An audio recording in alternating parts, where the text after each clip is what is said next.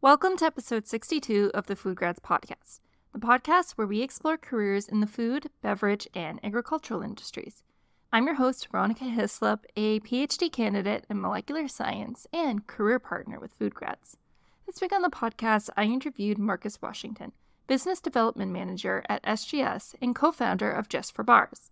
SGS is an inspection, verification, testing, and certification company that is recognized as the global benchmark for quality and integrity. While Just4Bars is a fruit bars company founded by Marcus and his wife Brianna Washington, who are making healthy snacks with just 4 ingredients: fruit, dates, honey, and love. This week on the podcast, Marcus and I talked about an array of topics, so there's a lot to chew on. Marcus started by sharing with me what he does at SGS Brands and how he transitioned to this full-time position after his food safety's master's degree. Marcus actually started his master's degree concurrently as an undergraduate student, so I asked him how that happened and kind of how the logistics were in it. It's a pretty cool story. We also talked about what the transition was like going from that master's degree to full-time job and how he managed his other business, Just4Bars, on the side. It can be a difficult transition going from degree or school to the full-time workforce, and Marcus gave some really good insights on how that transition is, so it's not so much of a mystery. To complement that, we also talked about what skills Marcus is learning currently, which might surprise you. And I think that it's some great advice that students should really take when they are looking to go particularly into food safety.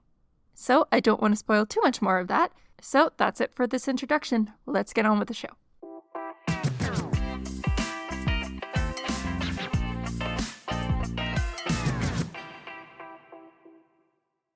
Thank you so much, Marcus, for taking time to come on the show. I have been seeing your posts on LinkedIn. You know, you're in the food safety space, and I wanted to get you on the show because I think that you are sharing some really great real stories, and I think that a lot of students could learn from what you've gone through and just hear more about your story. So thanks for coming on the show. Yeah, of course. I really appreciate the opportunity to share my insights. And when I was a student, there wasn't very many people who would really talk about their experiences as much. So I'm just really glad to share my experiences with others. I definitely have to agree. I know when I was even an undergraduate, especially even in the food space, especially food safety, like I had never, except for the My Food Job Rocks podcast, I had never heard of anyone talking about food safety who wasn't like a VP of food safety that just felt Yeah. so far removed from me. So, to get us started and to know who you are, could you tell me a little bit more about who you are? And we'll start with what your current position is, and then maybe you could walk us through to how you got there. Yeah. I first started my kind of food science slash food safety career path in 2018. So I was a senior in high school and was originally going to major in agricultural economics and agribusiness, or I'm sorry, it was agricultural economics and accounting at Oklahoma State. And so they have a double major program where basically you get 2 bachelor's degrees in one. And I was interested in that program because I wanted to work in the food industry, but I wanted to own my own business. And I was told about accounting by a few of my dad put me on to and said, well, instead of just majoring in business, you might want to do something more specialized. I said, yeah, that makes sense. So then I talked to my graduate or undergraduate advisor at the time, and she said, what you're describing you want to do really sounds more like food science. And I had never heard about food science up to that point. So I went ahead and, okay, I enrolled in food science and double majored in accounting still, because they said, well, you can just double major with anything. But obviously, as pretty much anybody would know, that those things are 2 completely different fields. So whereas before they would have had a little bit more overlap, with this is going to take me like 5 years to graduate. So I ended up dropping that portion of my degree in 2019. But what that allowed me to do is graduate my bachelor's degree early. So I was planning on being in school for about 5 years with these food science and accounting degrees. So I took classes during the summer. I took classes like 15 hours a semester, plus about 9 hours during the summer, each summer. And then once I dropped accounting, they said, okay, you'll be able to graduate next year. So that was nice. I ended up graduating with my bachelor's in 2020. I went on to start my master's concurrently at the end of my bachelor's, and then got my master's or I guess last year now in 2022. And then that during that time in around 2021, I was looking for jobs. I didn't know really when to start the job search because it wasn't something that I was too familiar with. So I started in January, was looking for a few months. Everybody was saying it's too early because at that time I was going to graduate in December of 2021. And then my came across a job at a company called Hygiena. They basically make the food safety equipment that the job I currently work at uses. And so I worked for them for about a year and a few months. And then after that, I came to SGS because it just felt like it was a little bit of a better fit being a laboratory. So I work as a business development manager, which is just their fancy way of saying sales. And at Hygiena, I also was the territory sales manager there. So that's how I transitioned from Hygiena to SGS. And really with SGS, they're what we consider a third party reference lab. So different food producers, pet food manufacturers, supplement companies, they'll send their samples in to our lab network, and then we will analyze their what's the word I'm looking for, basically their samples, and then we will give them the results back, and then they can make informed decisions in regards to food safety. Okay, I'm putting it together. There's a lot of things that you've touched on that are small things that we might overlook, but then when you're in the moment, they're actually quite a big deal. Change deciding to drop a major, like in looking forward to the position you're in. It makes sense when you did that, but I could imagine it was a difficult choice at the time. Yeah, it was rough because my parents really, when I got into school, my parents really focused on the accounting portion. So my mom was an accountant, my dad worked in IT, and accounting to them was synonymous with job security. So we really Mhm. didn't have anybody in our family that worked in the food manufacturing or retail side of things at a corporate level, really. My grandma, she worked as a kid, her family worked on like a farm. And so that's the closest thing we had to that, but that was long ago.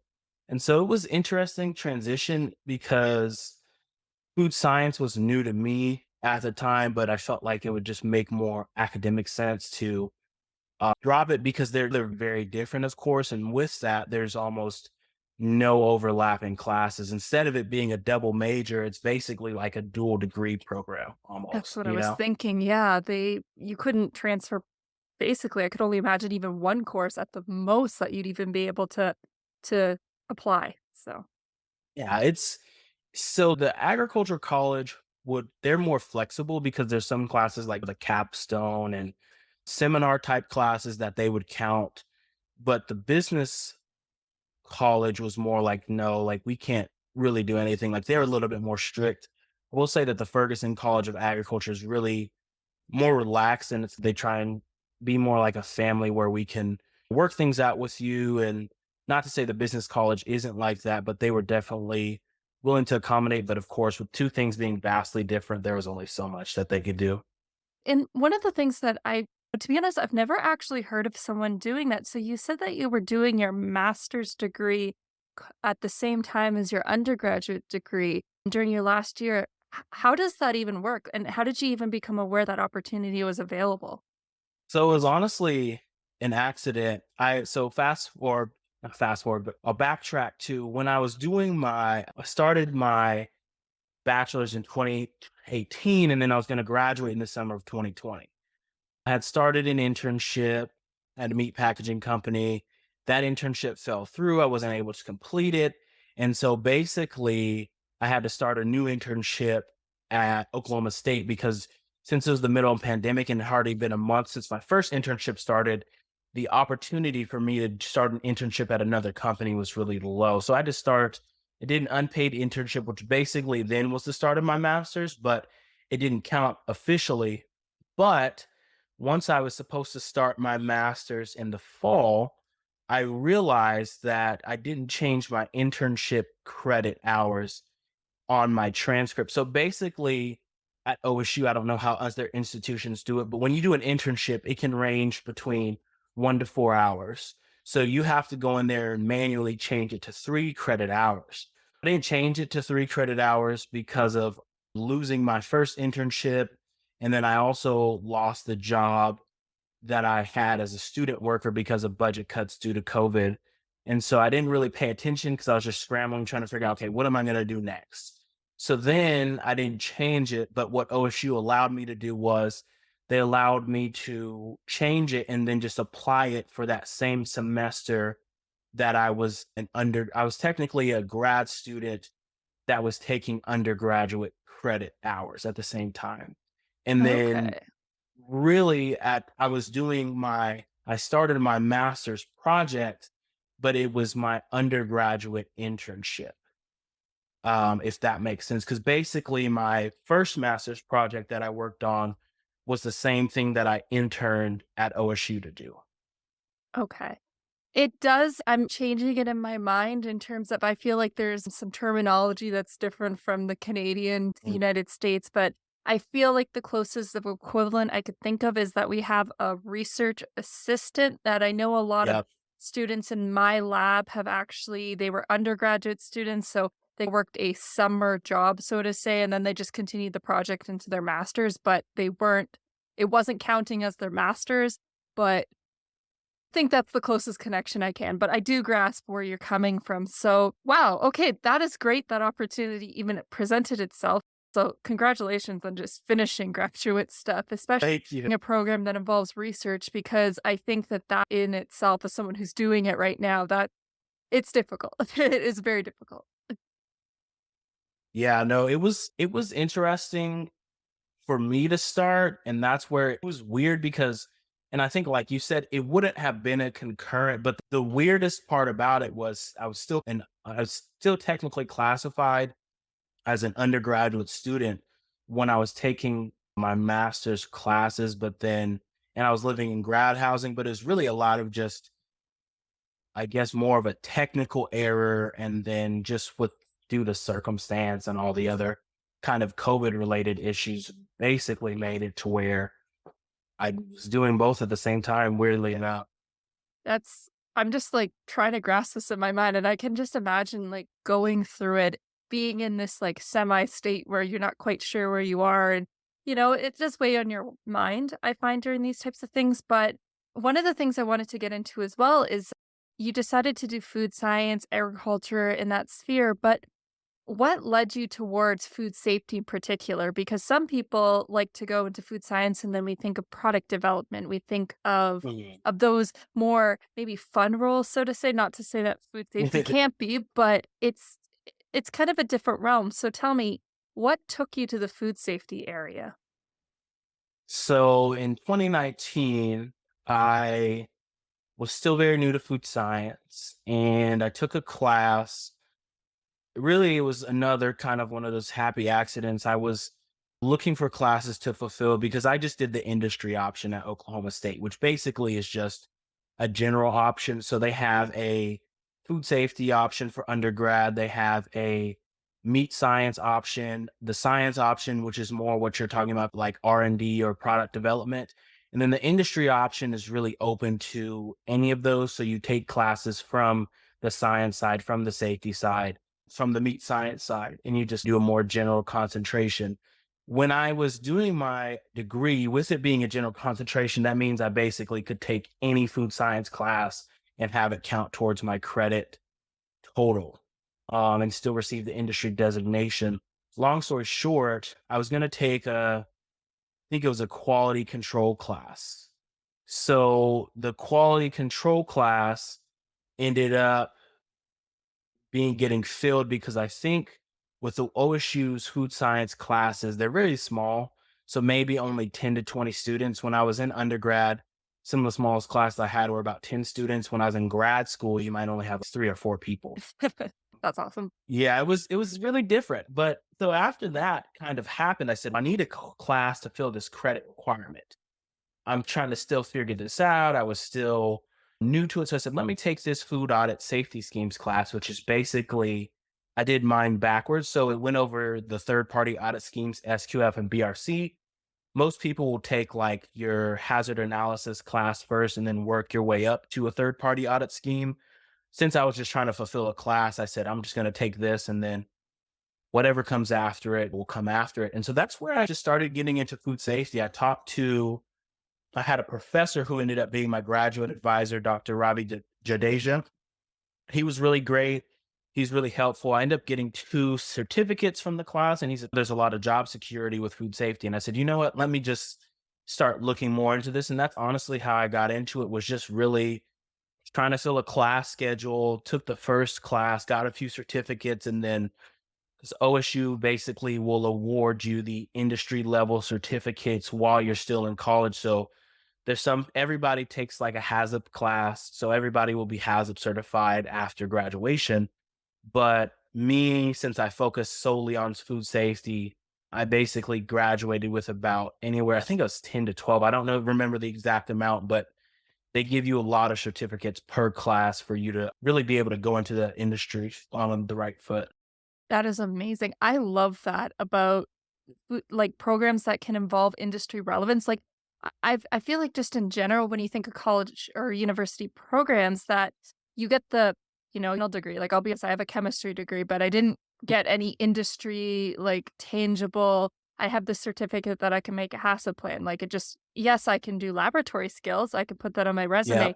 But to have that certification that is a really massive thing to get your foot in the door, I would think.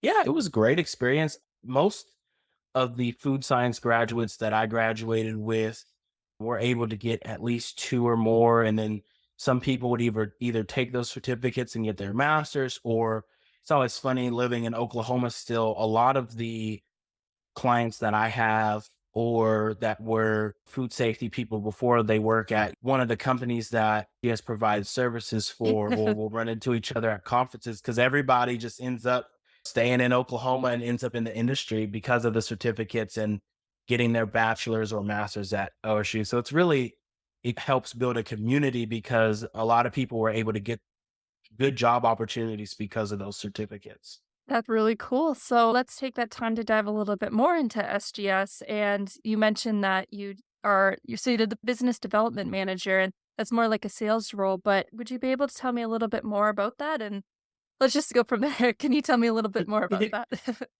Yeah. So SGS is a laboratory network, at least with the company I work for. So they have multiple divisions in the SGS umbrella, because essentially SGS globally is based out of Geneva, Switzerland. And so essentially we have over, I think, 96,000 employees, but that's because they're a testing, inspection, certification company. So food testing is a really small part of the business. They have other parts such as utilities, testing for water, testing for environmentals, doing certification services, auditing services, food safety consulting, food consulting, just all these different things that kind of go underneath the SGS umbrella. With SGS North America, there's not as many services as the rest of the world, but basically a lot of the same services are offered. And then underneath that comes food. So SGS acquired Vanguard Sciences, which is basically laboratory networks. That there's a lab in Oklahoma City, and then there was one in North Sioux City as well. And then there's a few other labs that are part of the network as a whole. But basically, with them acquiring Vanguard Sciences, that kind of helped spur the food testing division of SGS. And then there's been some other acquisitions and new labs that have been created as a result of the food testing network growing. So I think there's about maybe 5 or 6 labs for food testing in North America. I know that there's the one, of course, in Oklahoma City.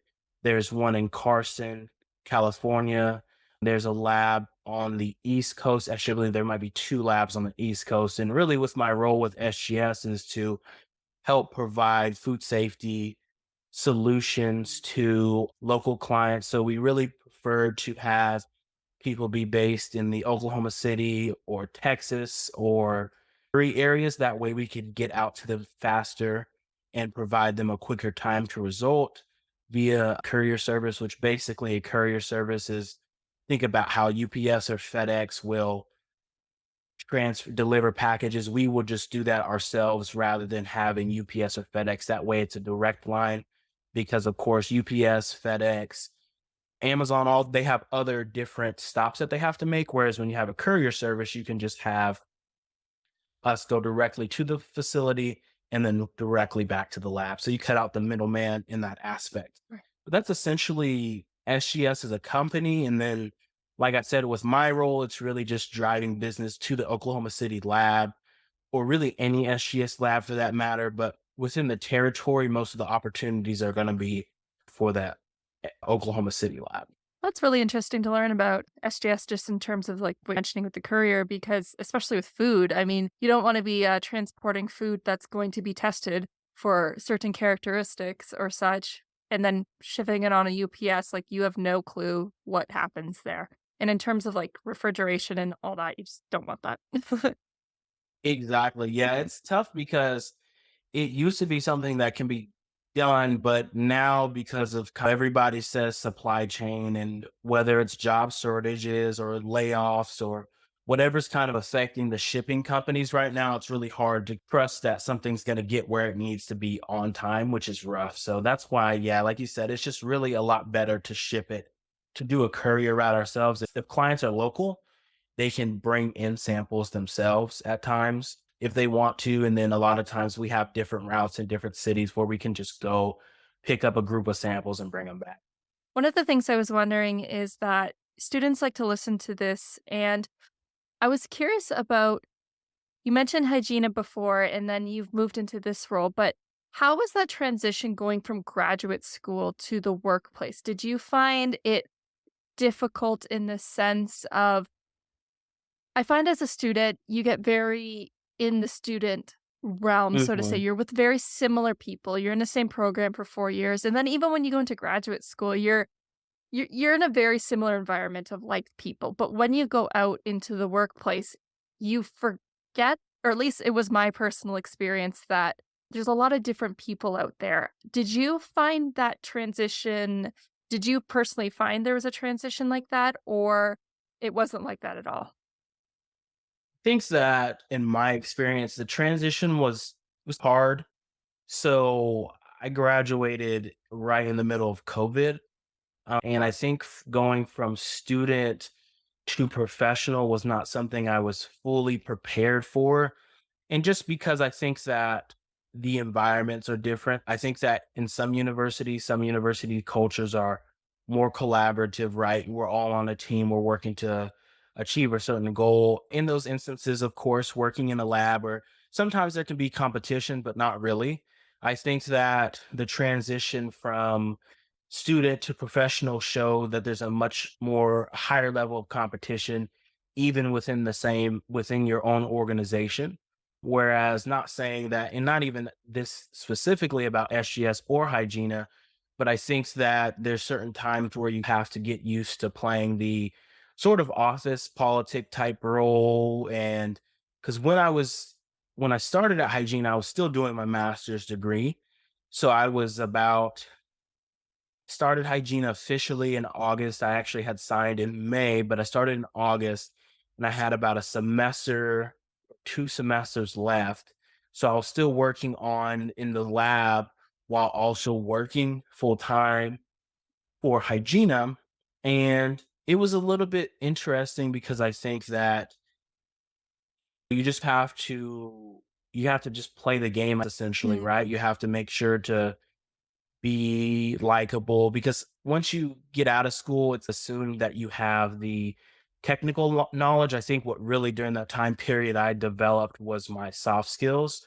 And so that was really the biggest transition for me was learning not that you don't know these things already because of course when you work in the lab you have to know how to work with people or work with your advisors, but I think working with people especially in sales is different because everybody is very competitive and wants to make sure that they are meeting their sales goals or making sure that their accounts are taken care of as well. So that was what the transition was like for me was really just developing those soft skills because I had a lot of the technical knowledge already, but then it was stepping into a role that was not really as technical and more about building relationships with internal and external stakeholders.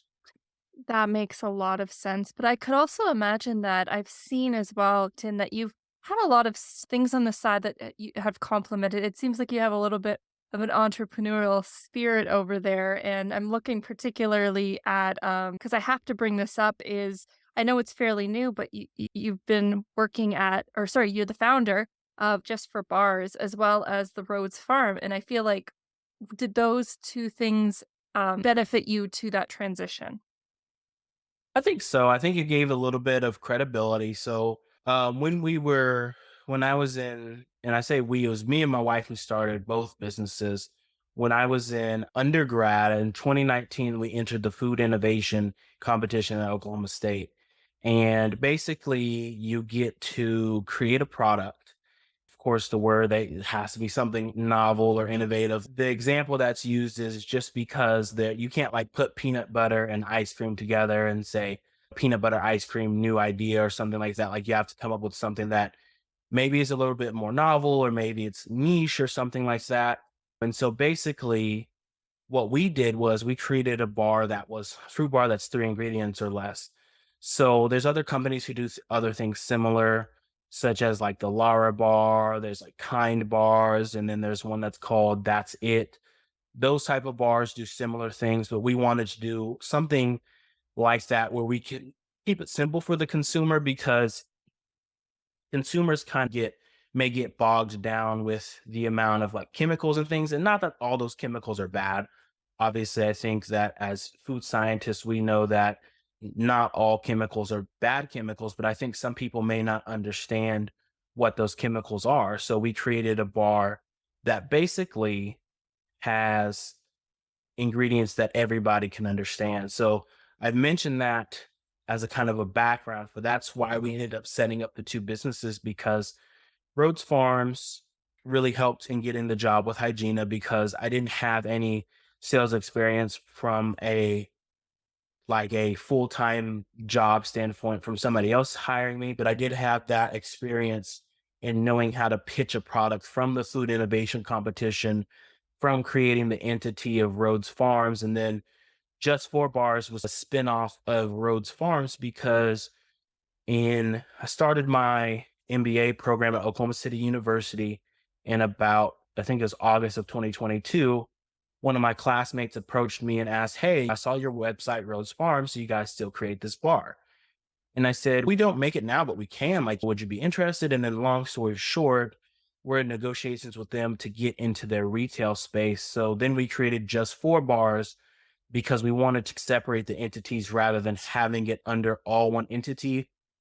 That way it'd be easier to raise capital or to sell off Just4Bars if we feel like that's the best decision without having to sell all of our business at once or complicating things like that. And it's really helped in the transition because again, it's about really with the kind of startup or the small business is really about we had to get our names out there, build our networks up, understand the sales process, and then understand the soft skills and being more of a generalist because I think the master's degrees at Oklahoma State University and even the bachelor's will do a good job of providing you with the technical skills, but you don't learn a lot about soft skills. Those things you have to learn on your own. And I think that starting a business and starting other business ventures has helped us navigate that landscape, learn how to reach out to people. And OSU does a great job of offering,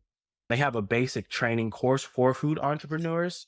So basically, you can learn all that stuff from them as well, like how to approach suppliers, how to create a food safety plan, and really just how to be a generalist rather than focus on one specific field. Thank you so much for that clarification because you are a busy man because there are so many things that are overlapping at the same time. I was trying to map it out in my head in the chronological and I'm going, okay, this overlaps with this. Oh, this overlaps with this. There must be more of a story behind that. So clearly you've been thinking through your next steps and such and just really your options open. And it's really nice as well just to mention that you were able to do this with your wife as well. Like, I just think that's just a nice thing to point out. Yeah, it's interesting. It is very time consuming, but at the same time, and that's why we decided to go into business together. Is She's taking on, she is really good at the marketing side, the relationship side of things, because she got her degree in applied sociology with a concentration in nonprofit leadership. So a lot of what she does in her day-to-day job is donor relations and other things like that. And I think that her experience really translated well in the context of our businesses, as far as being able to knowing how to market the products and knowing how to really get out there and network. And then I've helped on the food side of things, and then she's taught me like the marketing side, and then came together and used our strengths to basically try and grow and start our businesses. Well, a little bit more about Rhodes Farms because we did kind of touch upon it, but we didn't go in depth because I'm really interested in this idea of being able to visit a farm without being physically there. Like, how did that idea come to be? And tell me more. Yeah, so I think a common theme in a lot of these ideas that we'll start to see is that it's really a lot of ideas that I had were in 2019, and it was really because of the classes I was taking at the time and the opportunities. And this Rhodes Farms came from another like class idea at OSU. We had to come up with a agritourism project in my agricultural communications class. And so the biggest thing to me was looked at the options, looked at some existing examples of agritourism, and I said to myself, let's just be real.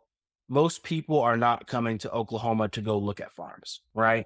The average person's not going to come down to Oklahoma City or Tulsa or Lawton, right? And say, you know what? I want to go see XYZ farm. Like, that's just not our reality. The reality is, and this was even pre-COVID, it's much easier for people to view something they're interested in on a phone or on a web page and learn more about it that way than coming to a state and visiting a city that they've probably never heard of before.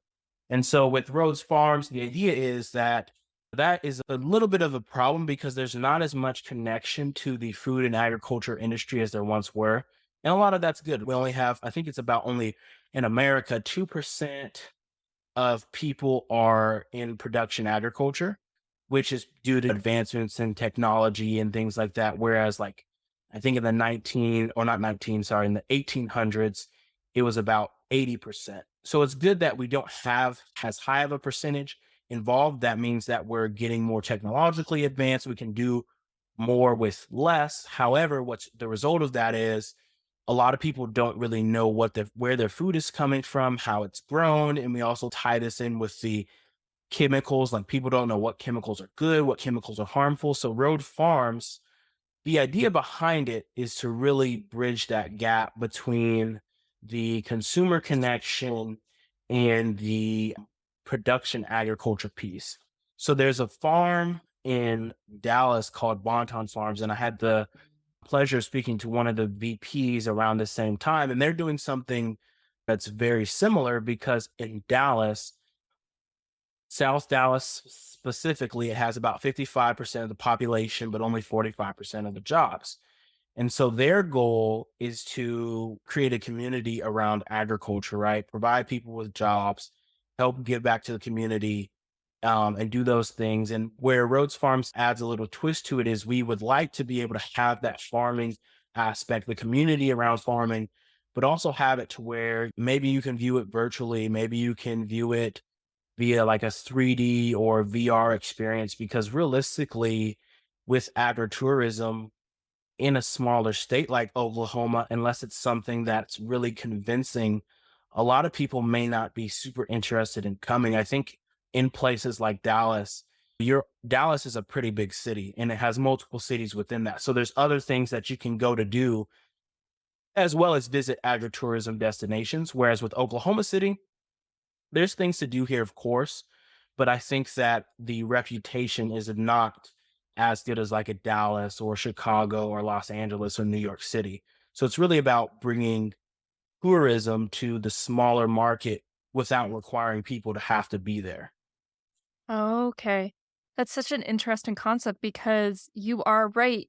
And also the the things that hold people back to going farming, like to going and exploring farming, and that is sometimes just that physical barrier of going somewhere because it's easy to see and talk about it, but then, getting into your car, driving 2 hours just to go on a farm, it takes a lot of planning and all that, but people do wanna be a little bit more involved, but it can be a little overwhelming, I find, trying to know. I think a lot of people still have the idea of farming as just a one family, one field that they have and such, but taking that to the next level of, taking it to the next level and just really understanding where the food comes from. But I just love the idea of community because I think that that's something that I believe that there's a lot of power and potential in having communities, even in the cities that are built upon farming and urban agriculture and just agriculture in general, because I think that food does bring us together. And if we can start to kind of go back to our roots, so to say, I think that can really build something that's beautiful.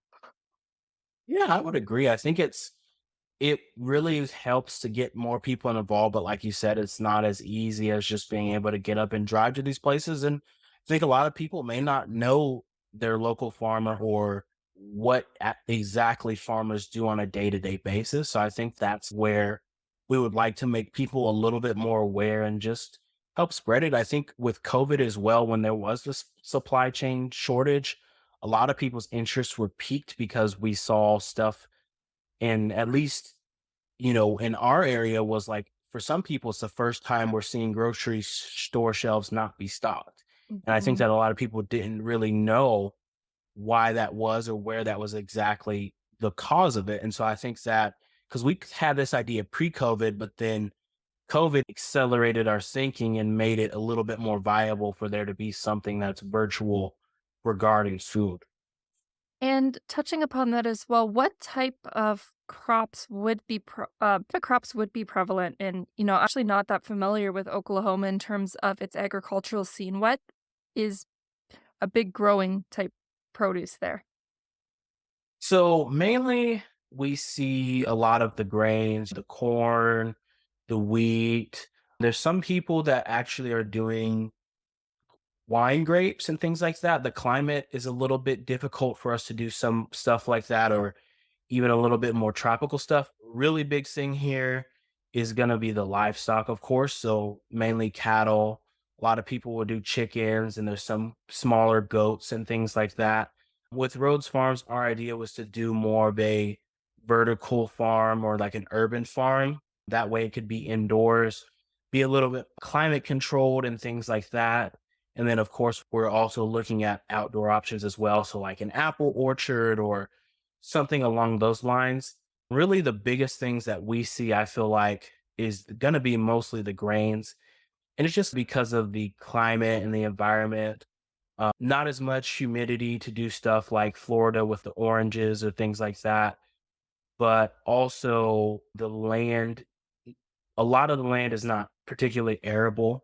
So then that's where a lot of the cattle and other things come in, is try to make use of that land that cannot be used or would not be ideal for fruit farming or grain farming. Okay, that's really cool. I start learning more about the United States and their agriculture because I'm very fortunate to be in Ontario, which has access to so many different kinds of produce and such. But I want to learn more about the agriculture in the United States because I feel, we're neighbors and such, and there's so many differences, but it's fascinating. Yeah, no, I would agree. I think there's some differences, but I, full disclosure, don't know a whole lot about Canada either. So you're not alone in there in that regard. It's funny how you can be next to a country and it seems so w like Canada and the United States, we on the surface look the same, but then at the same time, we're so different, but it's interesting, but I'm gonna shift the conversation a little bit more because I want to talk a little bit about you currently. So we've talked about what's going on in the past and the soft skills that you've picked up, but I was curious to know, is there anything that you're actively trying to learn right now? Are there any skills that you're trying to improve on? What's going on? I think the biggest thing for me was negotiation skills is something that I've learned over the past few weeks. So I took a negotiation class via my degree at Oklahoma City University. And that was really interesting because I think that with different studies, there's different figures, but depending on who you ask, there's surveys out there that say 70% of your job is sales, even if you work in a non sales role. And then they say the average person may go 8 to 10 negotiations a day. And I think we think of negotiations as, okay, I'm going to go buy something or maybe I'm selling something, but really negotiations in a sense are not even necessarily trying to get somebody to agree with you, but just having certain types of conversations. And I think the negotiation class that I took and that I'm still improving upon has really the biggest thing is learning how to get information, ask the right appropriate questions, and then make sure that you can provide solution because for those issues that people are facing. Because I think in negotiations, some people may view it as like a pizza where there's only a certain amount of slices and we can only get, they may get four, somebody may get two, somebody may get three. Whereas really in a negotiation, it should be like a pot of gold and you're trying to add as much gold to the pot as possible. And so that way everybody can get a solution that works out for them and you can add as much value as possible without taking away from others. And so that's really been something that I've been learning currently and trying to come up with innovative solutions to problems that either clients are facing or even just day to day life or with our businesses that we run as well. That's pretty cool. I missed that mind shift, like you mentioned, the pot of gold, because you're right. I think it's very easy to imagine negotiation, bunch of people in suits sitting at a table with numbers trying to sell, and like only looking out for your best interest. But it doesn't always have to be that way. It can be a mutual benefit. I mean, that's how I don't want to put it this way, but friendships, Yeah, benefit from being friends. But it's not like some negotiation thing. You work on each other's relationship to help improve both of you, not take from each other. exactly. And that's really what it is about being mutually beneficial and creating value on both sides. And there's times when you're going to run into people who may not want to do that. We had so in our negotiation classes, we did encounter that because some people, negotiation is just about what can I win. Mhm. But I think also too, you still can work with those people. You just have to understand what their interests are, and then how can you create value for the both of you too. And then really a lot of where your strength comes from in the negotiation as well as being able to walk away because it's like Hmm. in some of the more not extreme examples, but things like job offers or car dealerships. So, like the last time me and my wife bought a car, we got pre approved from one of our local credit unions. That way, they wouldn't have to run our credit each time. They wouldn't have to, we could basically have more flexibility in where we wanted to go. And that's one of the strengths in the negotiations because we were at a car dealership for a while and then they play the game, they go back, they talk to the manager. And we said, look, guys, like, we have our pre-approval ready. We really don't know what's taking so long, so we're just going to go. And then after that, it's oh no, wait, we really want your business. Let's work it out. And then we end up being able to get our new car. But that's really the same thing in that negotiation is okay, if this is not working, if we're not able to, then what are our alternatives and what's the most viable alternative? And then if that's the better option, then let's just stick with that instead of trying to come to a negotiated agreement. This sounds like a very good life skill. It was a really interesting class, and I think everybody would benefit from it, even if you're not planning on being in a role where you're negotiating. It's really just about life in general. I think that everybody is going to do some type of negotiation in their day to day life. That's for sure. Well, you've got me thinking about something because about business, it's good to have a compliment for business in terms of just learning those skills, but business also in part does mean negotiation. And I've never actually sat down and tried to learn the skill because you're right. As someone who is maybe in the more science side, it's easy to get caught up in the technical skills, learning how to do uh, titration or one of those types of things. Mhm. And the soft skills like presentations, it's easy to articulate those, like, can learn that one because I'm going to do a presentation. But thinking about negotiation, it's something that creeps up on you that you might not actually sit down and go, oh, that was negotiation. Yeah, no, I think it happens like as I reflect back, even just with like grades and things. I think many of us have had the discussion, hey, I'm at I'm 89.9, or can you round my grade up? And then a lot of times they'll be like, what have you really done in the class? And that's kind of like, again, like the negotiation, and one of the parts of the negotiation is, objective standards. So if I've turned in all my assignments, I get an 89.9, then the professor's more likely to bump up my grade. But maybe I have an 80 or 79, but I've missed 6 or 7 assignments. Are they going to bump me up? Probably not, because I haven't done what their objective standard would be. But then also, I too think about, even in academia, something I really wish I would have learned is building that relationship early with people as well. Cause I think that those things, again, will help you in not just negotiation for business, just for life in general. Really good advice. And, leading on to that as well, we're coming down to the end of our conversation, and we might have already asked this question, but I still like to know directly if you were to give advice to students who are looking to go, let's say in the field of food safety, just to keep it specific, but we can go general. What advice would you give to students? I think that the biggest thing is to build a network early. So when I got into the industry, and to touch on one of the themes is, I know that we had kind of talked about this preliminarily before the discussion, but like really the reason for me to get a master's degree was because I had the time to do so. And then I also thought to myself, it would be a great experience to really network and get to know people. And I think that that's something I would have done even in way back in undergraduate is, get onto LinkedIn, connect with, if you have a guest speaker in your class, make sure to connect with them. Cause a lot of times, these guest speakers will be the director of food safety and quality, or, VP of operations at, some food company. And a lot of those relationships that I have created from just having people guest speakers, like, hey, I remember you spoke at this class, and like, oh yeah, I remember you, your name is, and then you kind of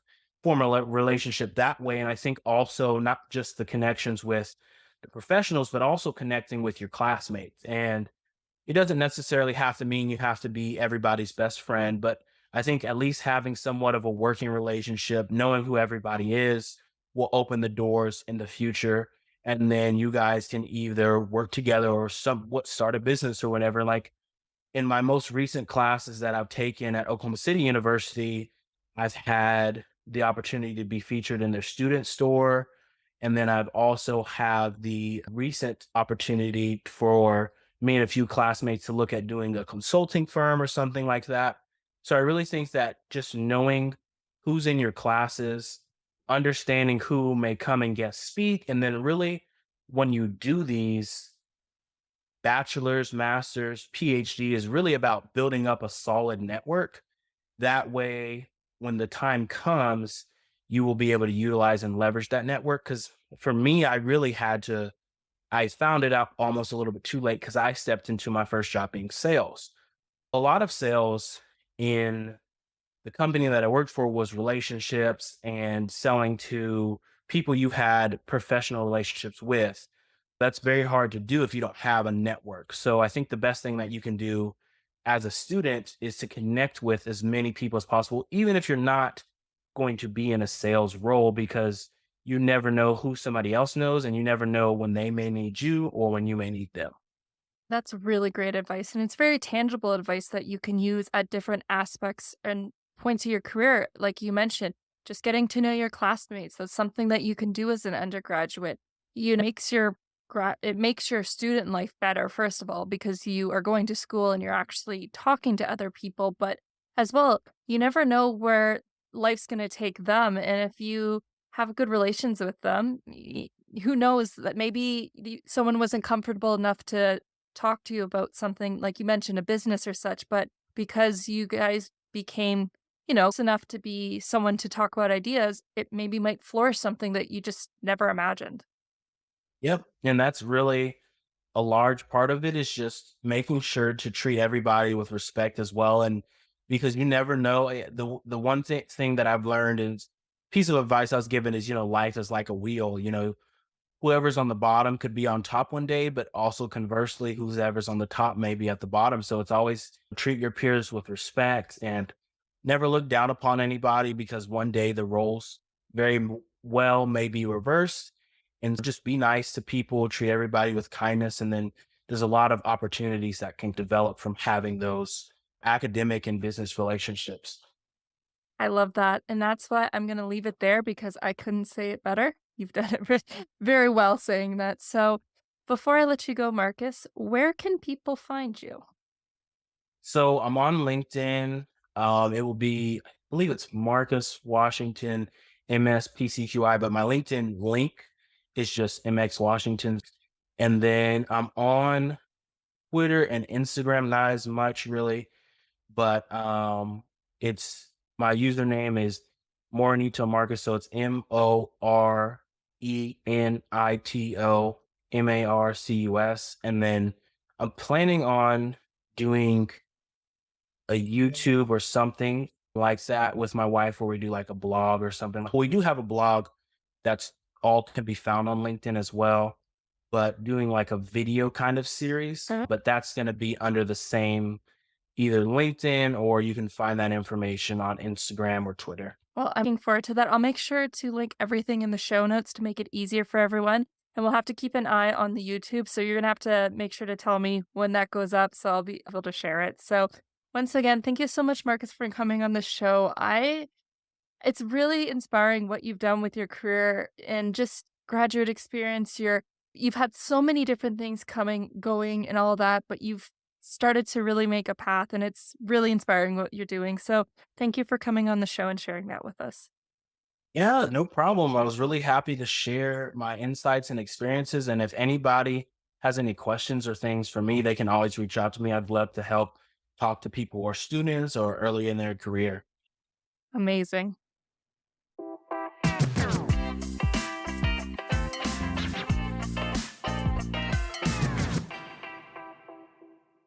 That was episode 62 of the Food Grads podcast. All the notes to this podcast can be found by clicking on the Student and Grads tab on the homepage. There, you can find any notes to past or future episodes.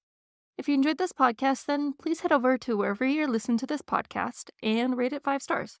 This helps us to get the word out about this podcast and share how great this industry is. And for those who have already done that, thank you so much. But as well, just thank you for listening. I know you could be listening to anything else out there, but you chose to choose us, so thanks for doing that. So, Marcus came across my radar when he began posting on LinkedIn what it's like being a food safety professional. I think this goes to show how putting your name out there can really give you some reach in the food industry. I mean, Marcus started posting relatively recently, and it's just amazing how big his network has grown and just how connected he is. So, it goes to show how fast you can really build yourself. The food safety industry is pretty niche in terms of being active on LinkedIn or social media. I mean, there's food safety professionals across the world, and there's a lot of it. But in terms of being social, it's quite niche. So if you are considering going into that space, you should definitely become more active on LinkedIn. I've reached out to a few food safety professionals that have been on the podcast before, and they're very welcoming. So please reach out to them. I bet they would have a great conversation with you. And as Marcus said in this episode, his advice is to network early, and a simple way is to just start with people that are in your class and guest speakers at your school. Though honestly, just having good connections in school and the workplace just makes your life better. I mean, as someone who's introverted and likes to have their own time to themselves and enjoys reading on breaks and doing those types of things, I do also recognize how important it is to just talk with people that you work with, and you can help cultivate a better workplace and a better space for yourself, and just having more connections just makes life better. So, enough with that tangent. A question at the end of these podcasts have become Veronica's advice corner. I, I don't know, but I hope with every podcast episode that you listen to that maybe it helps you out in some way. That's really what I want out of these. I think that these professionals are great, and that's why I do it. If I could just touch one person every episode, honestly, I'd feel like my job's done. So if you're still listening, thanks. And that's it for this week's episode. Thank you everyone so much for listening, and I will See you next time.